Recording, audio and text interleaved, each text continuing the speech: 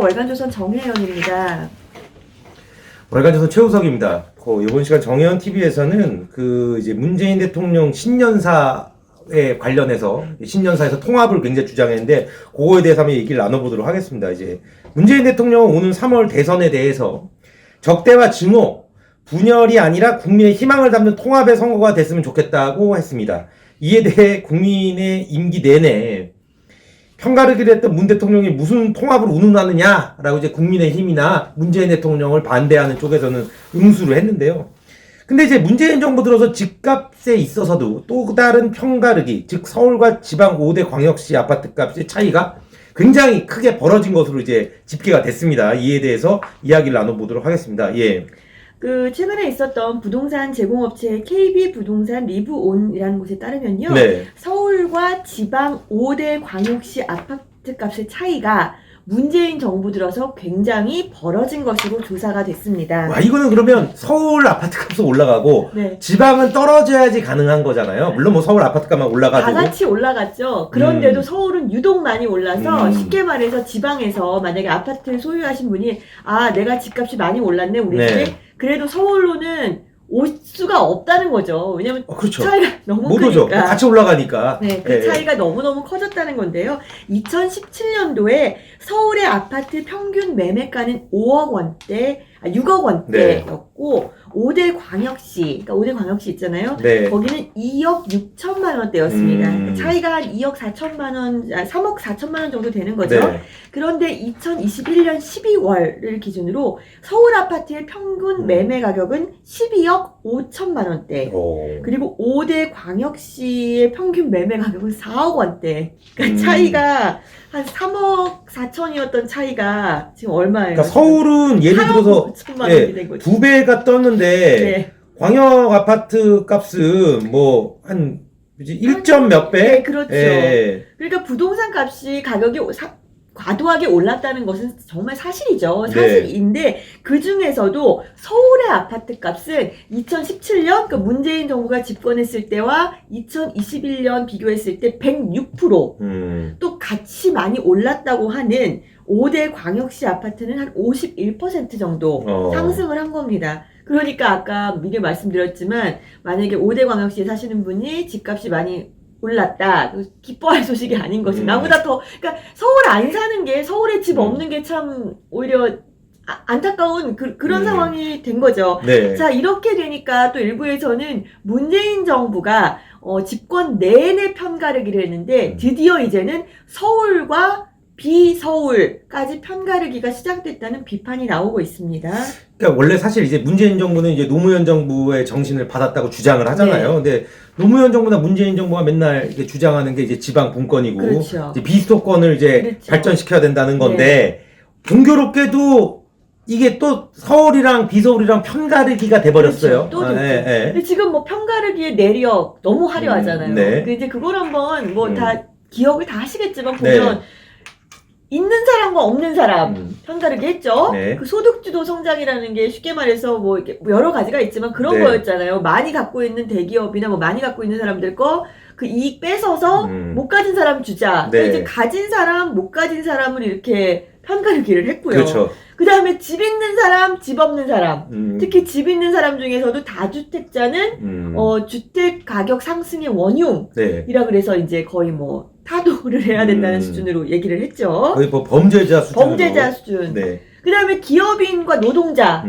뭐 노조라는 이름만 뭐 아시잖아요. 잘 네. 노조라는 이름만 달았다 하면 정말 뭐 그 문재인 정권 자체가 민노총에 의해서 뭐 설립된 정부라고 생각을 한 건지 뭐 어쩐지 모르겠지만 이익을 뭐 얘기를 다 들어주고 했었죠. 그러다 급기야 의사와 간호사마저 편가르기를 했습니다. 네. 문재인 대통령은 2020년 9월에 코로나로 헌신하는 의료진 노고를 치하하면서 대부분 간호사들이었다. 의사들이 떠난 의료 현장을 묵묵히 지키는 간호사들을 위로하며 그들의 헌신과 노고에 감사드린다 라고 했습니다. 자기 코로나 예방주사 놔준 게 간호원 분이라서 이런 얘기 한 건가요? 그 당시에 의사들 좀 집단 파업 사태가 있었으니까 그거를 이제 비판하기 위해서 한 거였는데요. 근데 보니까 막 이제 정부에서 코로나 주사 맞으라고 그래서 막 주사 맞았는데, 네. 그 차후가 안 좋아서 그렇지. 굉장히 뭐 국민 청원도 많이 올라가고 하는데, 여기 문재인 대통령께서는 그거에 대해서는 관심이 없으신 모양이네요. 별로 답변을 달았다는 얘기가 없는 네, 것 뭐 같습니다. 20만이 안 넘어서 안 달았다고 그렇죠. 하겠지만, 그렇죠. 근데 이 정도 되면, 네. 자기네들이 뭐 이렇게 광고에 이렇게 나와서 이렇게 주사 맞으세요, 접종하세요라는 그 이대, 거기 그 의사분께서도 네네네네. 1차 맞고 거의 막 그 엄청난 후유증에, 그랬다고 하던데. 예, 네. 뭐 그랬다는 거 아닙니까? 예. 자, 또 특히 제일 문제는 이제 조국 사태 때였습니다. 문재인 정부가 정말 공정, 뭐 상식 얼마나 강조했습니까? 정의. 그런데 정말 조국 사태 때 내 편이면 모든 것을 끌어안을 수 있고 남의 편이면 모든 것을 우리가 배척할 수 있다. 정말 끝판왕을 보여줬죠. 그렇죠.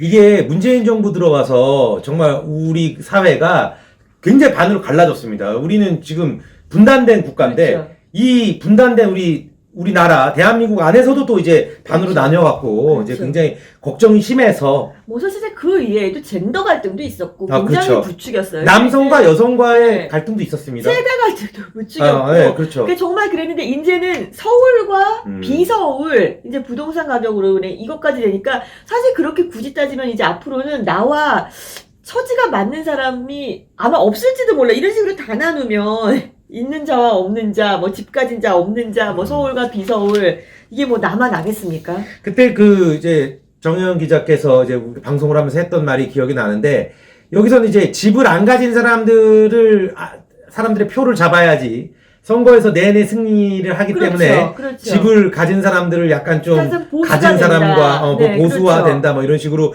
이제 캠페인을 하는 거죠. 이런 네네. 캠페인 굉장히 능한데, 네. 이번 대선을 앞두고 이런 이 분석이 굉장히 중요하다고 생각을 합니다. 이건 뭐냐면 결국에는 서울에는 자기네들 표가 많거든요. 그러니까 이 지방 사람들, 그렇죠. 예? 별로 이제 중요치 않은 네. 어떻게 표현하자면 네, 조금 이 지방분들이 이런 거 좀 생각을 해주셔야 돼요. 네. 예. 그러니까 내 집이 지금 막 뭐 굉장히 올랐네 그게 아니고 네. 내 집 오를 때 상대적으로 다른 집은 정말 훨씬 더 많이 올랐다는 거. 지금 이재명 정부는 문재인 대통령이랑 이제 약간 이제 각을 세우고 있는데, 그게 있잖아요. 피는 물보다 진합니다. 피는. 같은 당에 있는 후보가 어떻게 다른 정권입니까? 정권 유지지. 아니 당연하죠. 네. 그리고 그 사람을 같이 쓰는데요. 결국은 그 만약에 그러니까요. 그분이 만약에 저기 청와대 들어가시면 네. 청와대 저기 비서진이 다 뭐 비슷한 분들로 될 텐데 그 어떻게 그거를 좀 각 좀 세우는 척 한다고 해서 설마 속지는 않으시겠죠.